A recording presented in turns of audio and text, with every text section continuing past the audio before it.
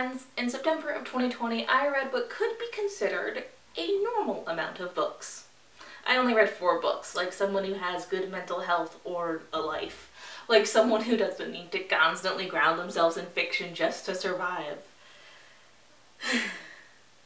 Or maybe I was just busy with work or something, I don't know.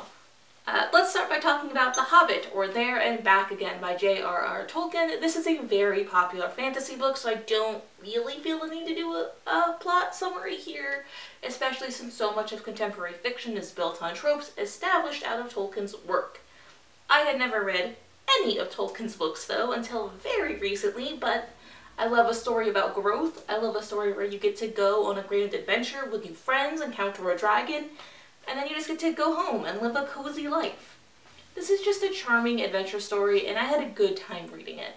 I'm giving The Hobbit by j.r.r. Tolkien 4 stars. I picked up Not Your Villain by C.B. Lee, which is the second book in the Sidekick Squad series. The first few chapters are a recap of the first book, Not Your Sidekick, but told from Bells Broussard's point of view. Bells is a black trans boy who starts this book with shape-shifting abilities and with the honor of taking on the role as a professional superhero, and very quickly becomes the most wanted supervillain in the world as the most well-known member of a resistance group with his best friends who had discovered something sinister about the government. I thought the way the book was written was so fun and interesting. I think I'm really going to enjoy the shifting point of view in this series and the exploration of various queer identities and seeing how that intersects with being a young person of color. I'm giving Not Your Villain by C.B. Lee 4 stars. Next, I read This Is What Happy Looks Like by Jennifer E. Smith. This is about 2 pen pals falling in love. Only one of the pen pals is a movie star who has not told his pen pal about his true identity before he decided to film his new movie in her hometown. It's a pretty classic romantic comedy situation, and it's tons of fun. It is a quick, fun read. Lots of fluff. I'm giving This Is What Happy Looks Like by Jennifer E. Smith 3 stars. Finally, I read Naomi and Eli's No Kiss List by Rachael Cohn and David Levithan. This is about a girl who's in love with her childhood best friend and next door neighbor. The only problem is that he is hella gay and also stole her boyfriend.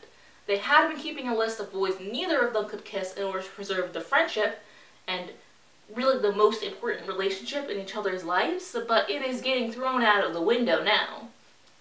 Their friendship is complex. They're complex and complicated. I think this is a good book about 2 selfish and complicated and honestly unlikable protagonists. I'm giving Naomi and Eli's No Kiss List by Rachael Cohn and David Levithan 4 stars. Those are all 4 books I read in September. This was a refreshingly short reading wrap-up. Maybe I should read less. That'd definitely make it easier to make these videos.